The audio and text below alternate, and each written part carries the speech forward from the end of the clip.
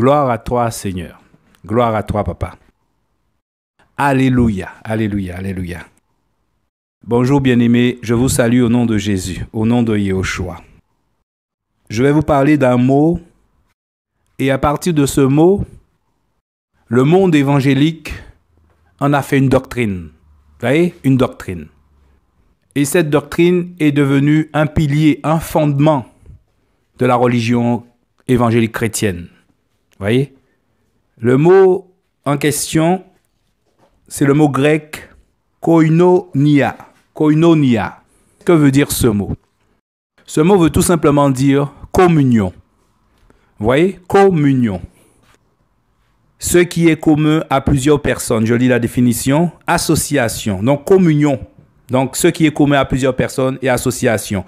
En petit A, on a mis contribution volontaire dans Romains 15, 26. Et en petit B, assistance, libéralité, 2 Corinthiens 8, 4. Voilà. Et dans les mots associés, frères et sœurs, les mots associés, ce n'est pas des définitions en fait.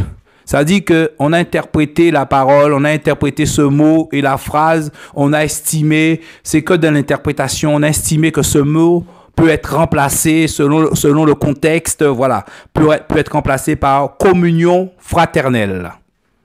Vous voyez mes amis, communion fraternelle. Donc ce mot peut être remplacé par communion fraternelle, par interprétation, mais ce n'est pas la définition. Et le lexique biblique nous dit, dans la Nouvelle Alliance, c'est-à-dire à partir de, disons plutôt à partir de Actes jusqu'à Jean, 1 Jean, le mot est utilisé 18 fois. 18 fois. Et la plupart du temps, ça a été remplacé par communion, commun, communion, voyez, contribution. Et une seule fois, mes frères et sœurs, une seule fois, voyez, ce mot a été remplacé par communion fraternelle. Une seule fois. Et ce mot ne veut pas dire communion fraternelle. Ça a été remplacé. On a estimé. En fait, c'est de l'interprétation. Et où ce mot a été remplacé par communion fraternelle, mes amis, c'est dans Actes.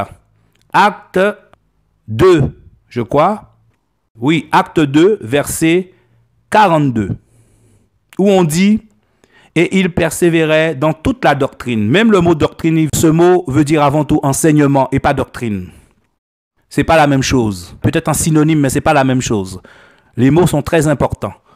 La parole dit, 2 hommes peuvent-ils marcher ensemble sans s'être concertés? Si on n'est déjà pas d'accord sur le mot, la définition du mot, on ne peut pas être d'accord sur le principe, sur la doctrine. On aura du mal.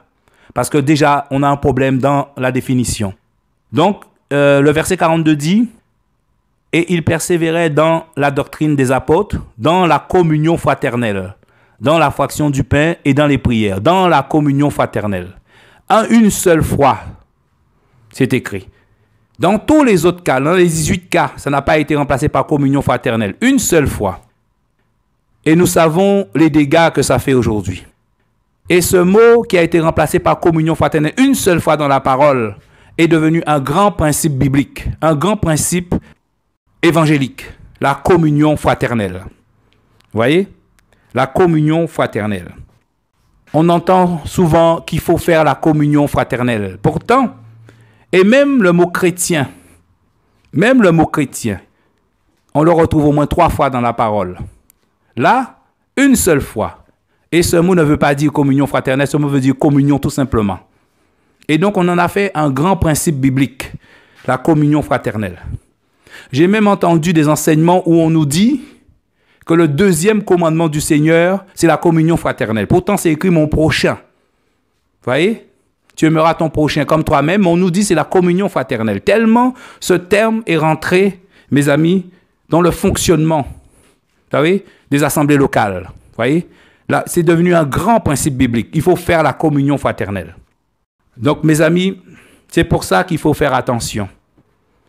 C'est vrai que on ne donne que ce que l'on a et rien d'autre. Si on a été enseigné ainsi, on va donner la même chose. Vous voyez? Le Seigneur m'avait parlé un peu de ça. Vous voyez? De cette communion charnelle qu'on fait. Voilà. Et on va nous dire après que c'est biblique. Vous voyez?